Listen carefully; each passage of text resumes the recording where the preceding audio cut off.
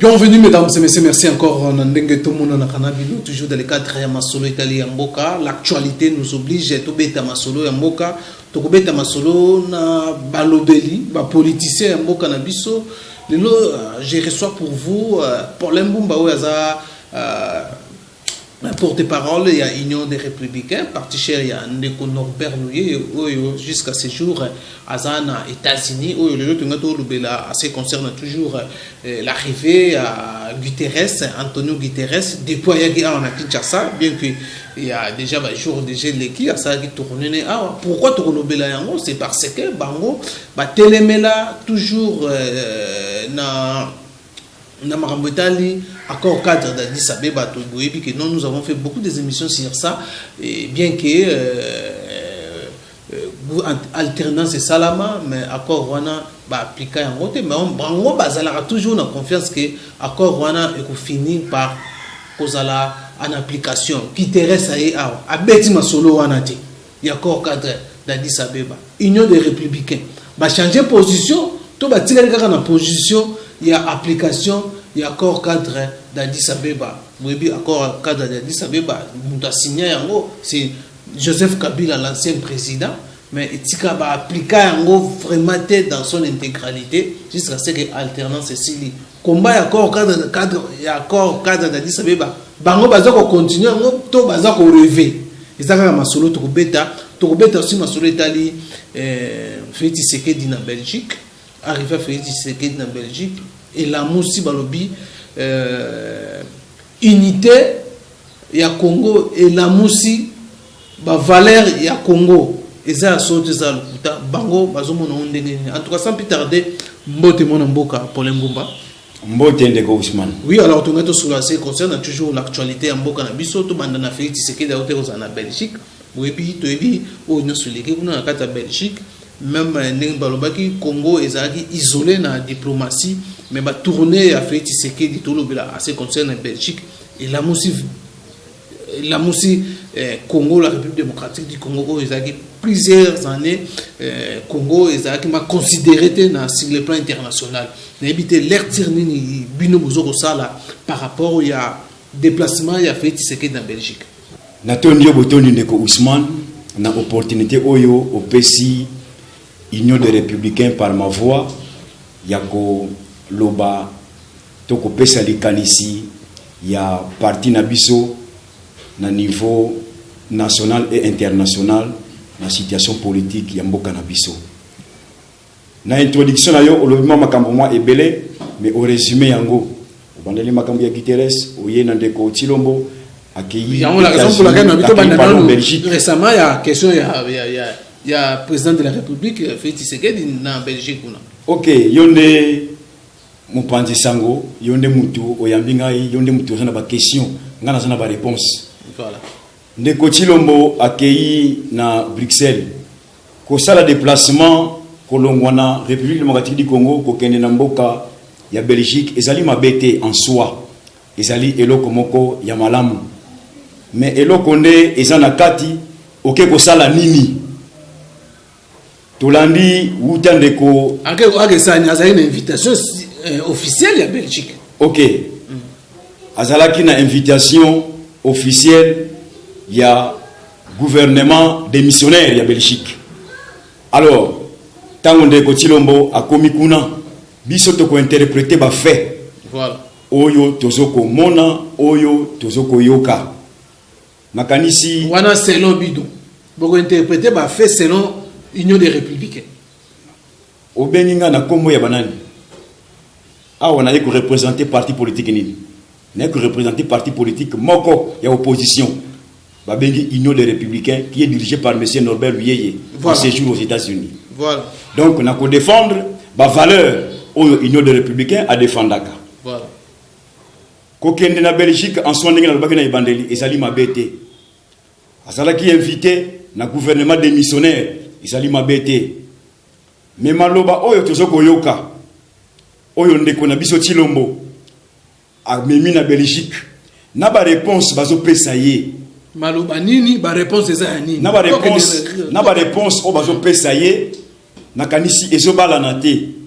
Vision oyo peuple congolais azana yango vis-à-vis ya banoko na biso na présence ya ndeko na biso Tshilombo na Belgique na ba réponse bazo pesa ye libala ezobala na te ezolakisa ete quelque part zielo ezana kati engrenage or zielo wana tant que ekolongwa te ba discours nyonso ndeko na biso Tshilombo kosala na mikili nyonso ya kokende ekozala coup d'épée dans l'eau nde zielo wana na kati engrenage soki elongwete en tout cas kokoso ekosila te na niveau ya Congo nakanisi na tango koya kotuna nga makambo etali Guterres nde na koloba tina nde Union des Républicains a tellement na position que il lui faut dialogue ya accord cadre d'Addis Abeba et kwa kosalema voilà ngale ngena zongisa yo olobi ba ife makamba zoloba wa memi discours amemeli ba Belge et ezoko kutana te na vision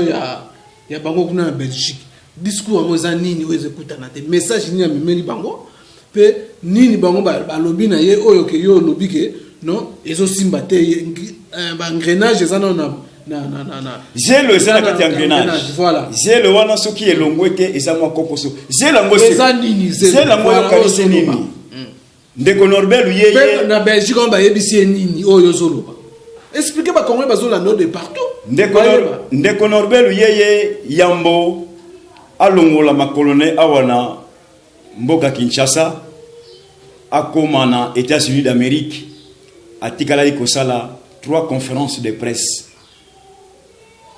ya liboso apesaki toli na ndeko na ye Tshilombo ya mibale apesi toli na ndeko na ye Tshilombo ya misatu abakisi toli na ndeko na ye Tshilombo toli yango ezalaki nini renoncer à l'accord oyo osignaki na ndeko Joseph Kabila Kabange alors combien de fois accord ezate accord ba tout ça la récemment pour ça la gouvernement nakanisi mokolo mosusu oyambaki nga awa na lobaki yango polele que accord ezali ye moko ndeko Tshilombo a confirmaki que accord ezali mais ezalaki verbal peu importe forme ya accord l'essentiel pour ndeko na biso Tshilombo andimaki que il y a eu un accord ou il y a un accord entre lui et Joseph Kabila Kabange.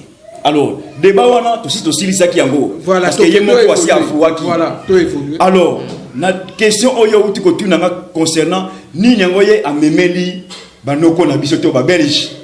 Pe ba Belge ba mema ebisi nini, voilà. Tango ndeko Tshilombo alongwe awa, ba discours ebele auti ko sala awa. O to bengaki ba chapelet d'intention. Amemi yango na niveau ya Belgique. Akutani naba responsable des entreprises belges qui boya ko investir na Congo. Akutani naba officiel des missionnaires belges boya ko soutenir ba Congolais. C'est bien beau baya ko soutenir ba Congolais, c'est bien beau baya ko ba mima ba capitaux to ba entreprises na bango awa na niveau ya Congo. Mais bango nyonso réponse bazo pesa sous condition. Sous condition. Pourquoi bango nyonso oyo ndeko na biso Tshilombo bazo kutana bango bazo pesa kaka ba conditions oyo lobi quelles sont les conditions bazo pesa ba conditions bazo pesa ya liboso la stabilité politique na mboka ya mibale la sécurité ya misatu parce que je nous développement pour le développement et ya esengeli stabilité esengeli sécurité et ko kozala na place pour être développement tout quoi que le développement babilo konyon soana tant que ekosa le maté ba belge ba komona ba signoté et ça moi passi pour que un belge alongola ba capitaux na yekuna aya ko investir na mboka na biso ya Congo tant que ba stabilité politique au ça la religion en quoi alternance récemment au ça la makala militaire non au pouvoir pendant 8 mois OK alternance tant que ça la allusion ya alternance et ça le makilo lenge nini des places maman na likambo alternance yango esalemaki ndenge nini parce que jusqu'en ce jour ba Congolais surtout ya libanda biso batia kati mingi la majorité ba yebi na bango que ndeko Kabila trône toujours indirectement yango créer l'instabilité politique instabilité et là qu'on est toli ndeko luye apesa ki ndeko na ye Tshilombo renoncer na accord oyo signaki et puis na koloba boye ba oyo bakendaka banda kwa nzambe basambelaka balobaka nini il faut renoncer au passé. Renoncer avec le passé, pardon. Aujourd'hui, libaticien, renoncer avec le passé. Nde eloko, moi Mboka Norbert Luyeye, na 3 conférences de presse à Salaki, Yambo Akende, Mboka Ominere, na États-Unis, après ça qui toli na dekone Chilombo. Renoncer avec le passé. Ce qu'on renoncer avec le passé, nyonso oyo kosala, tu tourneras autour du pot. Et aujourd'hui, ndekona biso Chilombo na niveau ya Belgique, tourne autour du pot. Yango na utekolo na ibandeli était engrenage et kotaki déjà zélo. Asala manso alongola zélo wana. Soki obandaki na makambo etali Guterres na lingaki na kende nango na lombango. Mais na zana ba réserve parce que maman na likambo eza arrivé ya Guterres oyo ba congolais jusqu'à présent ba yimité ni nango ayaki kosala. Donc na Belgique on ba pesi tout est conditionné na maye manso ndeko na biso Chilombo akeko sala akeko senga na ba Belge, surtout ce qui est plus grave. On a le dit que non, ils allaient péché mortel. Voilà. Yemoko awazo banini, je vais lutter contre l'impunité. N'est-ce pas? Ils allaient discours. Toyoka na munoko pardon, yande ko na biso Chilombo. Tango kekuna. Okeko supplier ba Belge na Union européenne. Balongola ba sanction ya batu oyo. Landa, moi-même na téléphone awa na téléphone. Okeko senga na ba Belge, okeko senga na Union européenne. Balongola ba sanction oyo wana. Et je suis même réponse ya Mende alobi, nous sommes très heureux na eloko wana Félix Ndenge a sengi yango. Ba assouplir voilà. Ba alléger, balongola ba sanction oyo wana. Non, balongola ba assouplir Ndenge zelo. Et ça français. Tant qu'on alobi ki ba assouplir balongola yango. C'est ça le français. Est-ce que c'est absolument non. Alobi wana ezaka ba yo landi réseaux sociaux. Non, na landi réseaux sociaux. J'ai suivi moi-même na radio Top Congo. Top Congo, Christian Sakweno n'est pas un petit journaliste. Azam Kolo, Azam responsable. Akoli Ngate et Loko Mabe, elle est dans la chaîne naïe. Tout ce qui est Nyonso Oyo, ne connaît pas Chilombo, à l'objet à niveau Belgique, Christian Sakweno a relayé Yango. Voilà. Surtout, dans la salle Oya Zalaki, salle Oya, ils ont contenu 15 000 personnes et tout ça. Bah, image, Namaloba Nyonso Oyo, ne connaît pas Chilombo, tout, Christian Sakweno a relayé Yango. Donc, Bisso, tolanda mini radio totala ka télévision tolandi ba propos wana ya koloba ete balongola ba mesure wana ne place na lobi ki une chose ozoloba une chose et son contraire koto lutter contre l'impunité koto ozoloba kino balongola ba mesure ba donc tu encourages les mal ba tu wana ba sanctionner ki bango pamba ba sanctionner parce qu'il y a fait de fait ba tona ba sala ki mabe bazo mériter ko samba na bango bazo mériter et tout oyo wana ba pesa ki bango sikoyo zoya osolongolango et d'un côté sur le bakeno je vais combattre l'impunité surtout que je vais créer une structure pour la lutte contre la corruption. Pourquoi ne pas responsabiliser la justice actuelle pour créer des sous ba structure mususu oyo ko senga ba dépenses inutiles? C'est une façon de faire le coulage des recettes ya mboka. C'est une façon de détourner bambongo mususu na ba création ba structure mususu wana. Yango tolobi boye. Voilà. Ndeko na biso Chilombo, c'est notre frère. Azonga na nzela. Maloba oyo garantie oyo atikala ko pesa na Guterres. A télémé la position oyo wana. Nyonso oyo ça au niveau ya Belgique, ce n'est pas ça. Ce qu'il a dit à Guterres. Donc, et puis alors par rapport à l'instabilité, il faut qu'il y ait oui, stabilité politique. Donc, vous avez condamné assouplissement, il y a des sanctions, il y a pays, il y a Europe, il y a pays qui ancien régime, nous devons continuer à supposer contre nous. Na kopé ça fait moko. Nanyango a bosani awa na Congo na République démocratique du Congo. Kende kona biso tango fort abandai ko pesa ba minduki na ba groupe armé kuna moko te abosani yango awa et que la communauté internationale batali ba sanctionner mutu oyo wana yo zoya que non bolongo na ba mesure wana une chose et son contraire c'est qu'on soit encouragé non ndeko Ousmane français vaste Lingala les pauvres. Balembisa, Non, tant balobi que nous balembisa signifie. Non, non. Ndeko Ousmane. Que c'est le sénateur Congo va Ndeko assouplir Ndeko Ousmane. Ezali français. Ko assouplir na kolongola. Ezali, je dis bien, ezali français. Tant balobi que koto na kolongola ezali. OK. Ce que je dis m'engage et engage l'Union des Républicains. OK? Voilà. Tant balobi kotoyo qu'il faut batu basali détournement ya mbongo. Pesanga différence ezali entre détournement na vol. C'est ça la question. Kotoyo vol, kotoyo détournement et coulage des recettes. Yango kaka français. Donc comme menangate ko lobako été naza acteur politique aguerri, pas de moindre. Parce que nous sommes entre les mains, il y a Moutou Oyo, Ayebi politique ni Nyango. Voilà.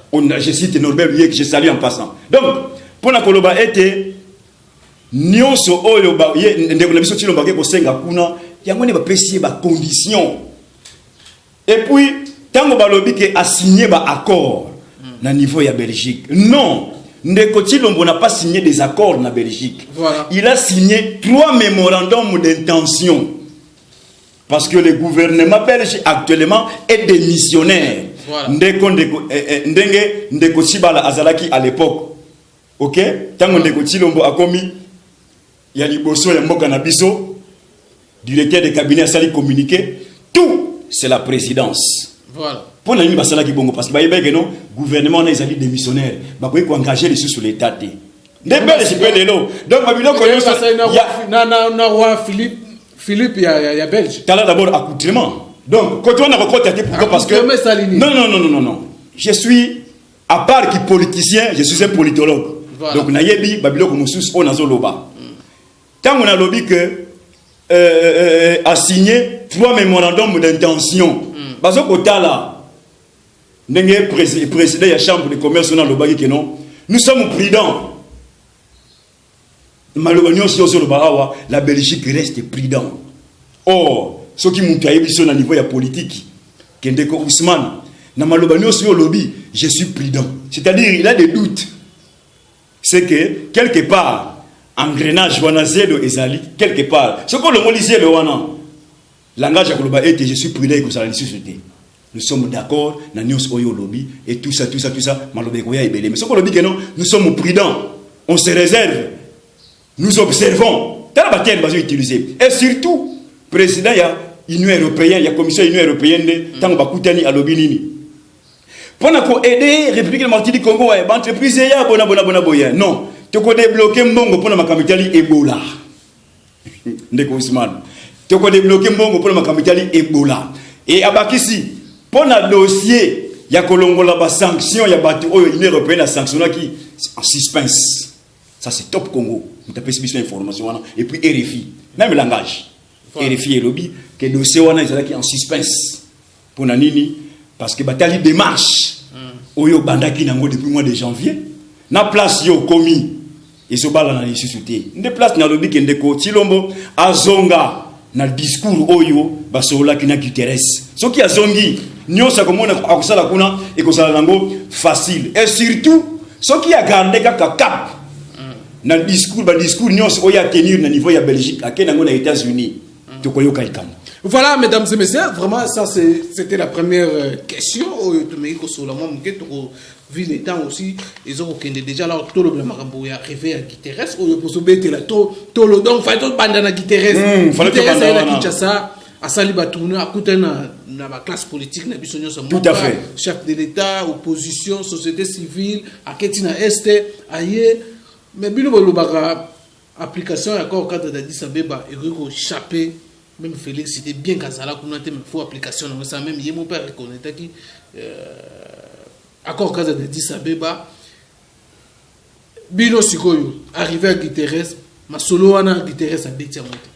Merci la démarche merci de Ousmane d'Addis Abeba. Fallait au ban dans la question avant de comment en Belgique mais cela ne porte peu vous allez journalistes n'a pas respecté déontologie na yondengo zo membelangai. Voilà alors toquer rapidement la question il y a secrétaire général des Nations Unies monsieur Guterres tangoya ki awa D'abord Nakobanda, le 21 juillet 2019, mon amboka Norbert lui a sali une grande conférence de presse aux États-Unis. Aux États-Unis. Voilà. Une conférence, donc, Malaya Liboso, conférence de presse et modèle et Salema, peba propos et bimaki kuna, Malaya Liboso, la communauté internationale au Bazalaki présent, te kuna, balobi mais, toyamba ba acteur politique congolais awa, mais discours oyo, Malaya Liboso toyo kayango. Tant que mon amboka Nobel lui a le baki, que naye na tourisme té, mais naye ko luka solution. Solution on entend comme à le baki yango ayebisi ba les Américains parce que bazali partie prenante. Il y a accord cadre. Voilà. Bazali ba signateur. Bango pe batali ke oni ba yokaki parce que bazala ba délégué na bango batinda ki kuna. Tant ba yoki ba monsieur Guterres, vous devez faire un saut en République démocratique du Congo. À programmer voyage. Aïe. Abandaki na Est. Na Est, il a rencontré des groupes armés congolais. Na ba groupe ba Oyo. C'est-à-dire ba groupe ba sala autodéfense. Voilà. Les Maï Maï. A rencontré Bango à Sololi na Bango. Bango ba lobi ke pona biso. Tout ça prêt ya kotika manduki. Mais batika manduki na balabala boyete. Et sengeli réconciliation et korako salema parce que to bebisi to zokisi mitema ya batu ebele et sengeli to vanda autour d'une table tango longwe kuna asali peu déclaration monsieur Guterres alobi était to kutani na ba groupes armés entre autres le groupe ya autodéfense on a ba propos na ye ya autodéfense balobi ke bakotika manduki bakende makametali réinsection et tout ça mais ils ont demandé des garanties. Alongwe kuna akiti awa ayeko kutana nande kona biso Chilombo. Bangona Chilombo basololi kitoko. Ayebisi ndeko Chilombo eloko za awa il faut que les Congolais puissent se réconcilier. Chilombo azalaki mutali bosse ko lobaki je suis tout à fait d'accord na eloko wana. Kutuye alobi na lobaki yango déjà na discours d'investiture que dans les jours qui viennent je vais convoquer un grand forum sur la réconciliation nationale. Et puis alobi je suis d'accord ya ko appliquer document oyo parce que Guterres ce qui aye c'est l'accord cadre de tambusaye atambola ka pamba. Donc aye un accord cadre. Accord cadre. Tango aye na document na dossier accord cadre. Monsieur Félix a dit que oui, nous sommes tout à fait d'accord. Accueilli à Koutani de Konabiso Ilunga Ilukamba. Mingi ba comprena quitté pourquoi Ndekonabiso Ilunga Ilukamba n'a parlé du peuple. A comme un discours Makametali. Congo ce qui est à Congo, ils ont fruit. Il y a plusieurs dialogues. Mingi ba comprena quitté pourquoi parce que la plupart ba Obazana qui a parlé du peuple, ce ne sont pas des acteurs politiques. Ce sont les opportunistes.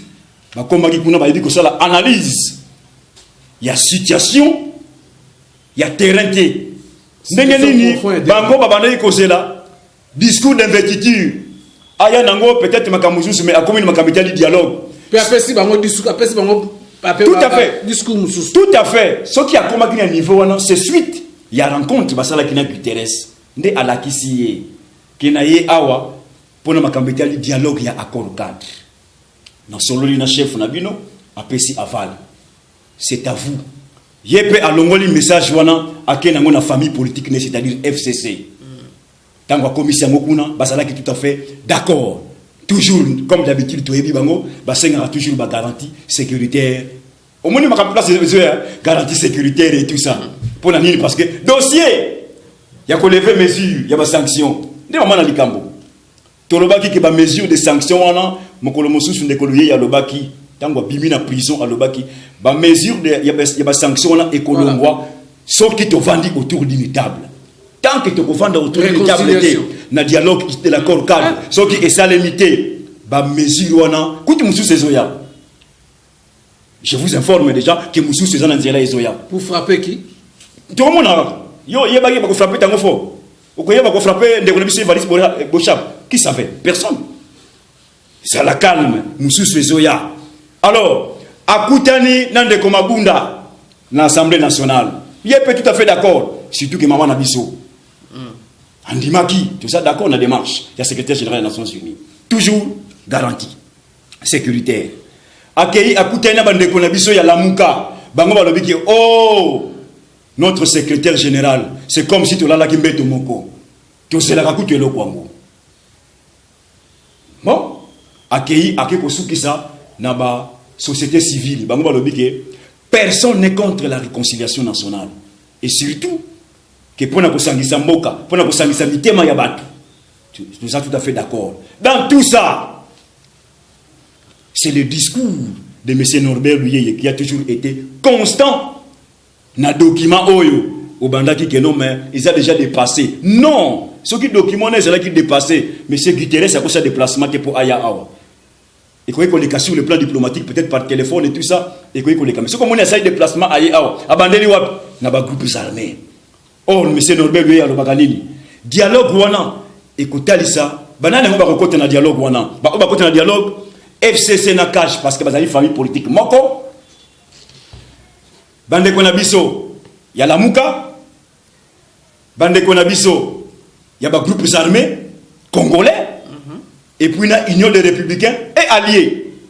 Parce que la société civile n'a pas et la neutralité. Chaque plateforme est qu'il y a une société civile. Ne place sur le baraque, discours, il y a dialogue ici de l'accord cadre. Oh, moi, je suis Norbert Luyeye. A commis ça, cheval de bataille. Tant que ça les maté, moyen de l'ongola zélo, ils ont un engrenage. Alors, présence maintenant, il y a Guterres. Et qu'on change le discours. Présence à Guterres, na Congo n'enga yaka n'engo zoluba. Accord cadre d'Addis Abeba. Et qu'on a mis, pour mettre en exécution. Ndeko Ousmane, ou ezaka ba proposition ya. Je ne cesse de le répéter. Chaque fois tant on a yaka awa. L'accord cadre est au-dessus de nos lois. Selon la Constitution à son article 215. Tout traité international est au-dessus de la Constitution. Ngaïté moutna komaki yango. Ndeko Kabila, allié direct, il y a Félix Tshisekedi, ne moutou a signé yango. Or, au nom de la continuité de l'État, Ndeko Félix a le devoir de se soumettre à ce document. Sinon, le document est vraiment viser personne. Il y a non, Joseph Kabila. Non, les documents en soi ne vise pas les individus. Quand on parle... Non, quand à l'époque, voilà. Les acquis réforment l'institution. Mais quand on parle des institutions, les hommes passent, les institutions restent. Ceux qui ont interprété en haut, dans le cadre, il y a individu X, Y, Z. Vous êtes à côté de l'accord cadre. Mais biso te yebi était... individu, c'est trop dur. Voilà, les places dans la solution. Non. Voilà. L'accord cadre parle de la réforme structurelle des institutions de l'État. Hier, Ndeko Obeminaku. Je viens. Non. Non. Ndeko Kabila, c'est une institution. Oui. La constitution Nabiso to baptisa Kabila comme institution. Or, nous en politique, Ndenge M. Norbert Luyeye a toujours n'aimait pas beaucoup parler des individus. Combat Nabiso et Salakanini, système. Ok? Étant donné que Ndeko Kabila n'a pas de constitution Nabiso, ton Ndeko Félix n'a pas de constitution Nabiso, Azali, institution. On doit s'attaquer à l'institution président de la République. Donc, quand on personnalise, batute na document oyo babengi accord cadre d'Addis Abeba. C'est un traité international qui vise la réforme structurelle des institutions. Or, le col à Kokoso et Kotaki na kati ya mboka. Wuta 2 ans ya bonus oyo bande ko na biso bazwaki ya ufele. Na ndenge maponami esalemaki d'une manière irrégulière en violation de la constitution de la République du Congo à son article 73 et Sengeli Tozonga Bomoko, parce que Congo n'a mitema tout ça déjà au Kabwana. Kotoyo va soutenir X, Koto va soutenir Y, Koto soutenir Z. De moi Namboka Norbert Luyeye a tellement toujours dans le discours de Koloba été discours ya dialogue ici de l'accord cadre tokoki ko s'en passer na côté c'est table.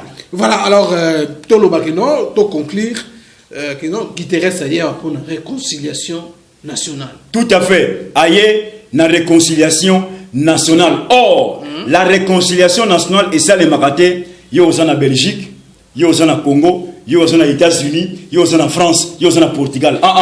Binonion et Sengeli Bovanda et Sikamoko pour bosala une véritable réconciliation. Ne place maman na likambo ezali monsieur Guterres ayokaki ayokaki d'abord mbela ya mwana mboka Norbert Luyeye à partir de Washington.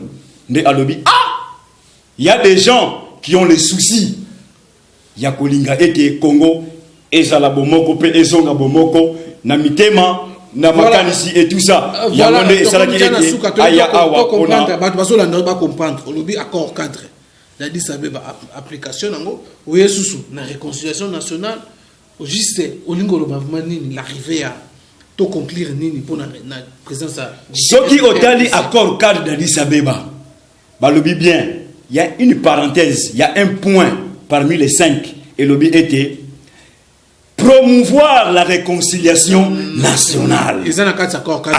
Accord cadre. Voilà, merci. Voilà, ok. Alors nous sommes déjà à la fin. On a habité dernier mot. Moyasuka Nakoloba Nandekona Biso Chilombo Antoine Tshisekedi Boye. Azonga na makanisi oyo basololaki na secrétaire général des Nations Unies. Azonga makanisi oyo basololaki. Il a avoué à sa présence la mise en œuvre de l'accord cadre d'Addis Abeba signé le 24 février 2013.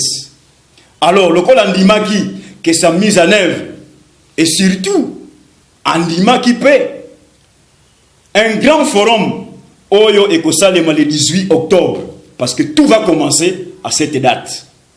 Je donne déjà cette impulsion. Nakanisi le président national Norbert Luyeye abanda qui a déjà à partir de Washington le 18 octobre forum ya munene ekosalema awa évaluation il y a accord cadre d'Addis Abeba où tu vas signer yango la RDC par la responsabilité na yo au remplir yango tona no remplir yango té voilà kanisi ko salema le mois prochain et monsieur Tshilombo a accepté devant le secrétaire général des Nations Unies. Je suis tout à fait d'accord na mise en œuvre il y a accord cadre net ko senga na ye na Belgique discours fallait akende nango yango wana elingaki etombola ye makasi mais le col accueilli na discours ya ba voisin na ye croyant peut-être bangonde baza ba voisin et que ba mususu baza ba adversaire na ye c'est l'inverse akosama eloko wana te ayeba été le vrai ou ba vrai voisin na ye c'est d'abord biso oyo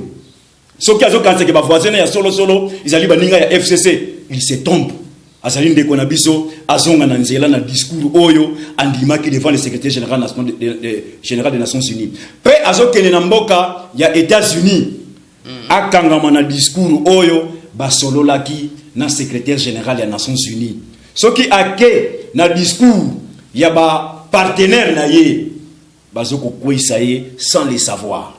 Nous avons besoin de lui en tant que frère.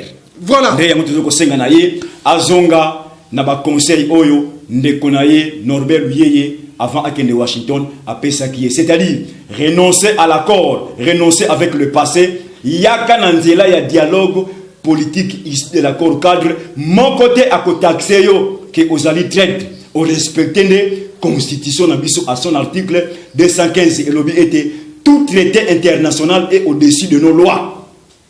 Alors accord cadre ezali traité international signé par M. Joseph Kabila.